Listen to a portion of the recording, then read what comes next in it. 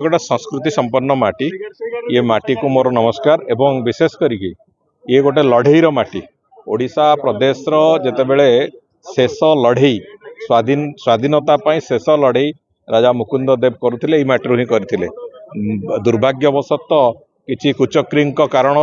से कथार से पराजित हेले एवं ओडिशा प्रदेश पराधीन है किंतु ए लड़ईर माटी मु आशा करी लड़ईर जो मानसिकता जो भावावेग से जारी रहिबो एवं संस्कृति जो भली भाव में आज संस्कृतिर प्रदर्शन पर नुआकिरी धामनगर महोत्सव आरंभ होईची निश्चित भाव में समस्त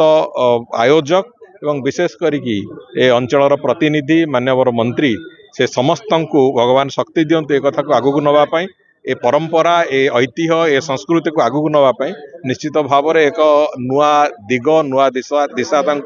भगवान से चलैवाई आशीर्वाद देवे एवं मु भावुची निश्चित भाव में धामनगर आगामी दिन में ए अंचलर भद्रक जिला और ओडिशार विकास मानचित्र एक नुआ स्थान पाइब।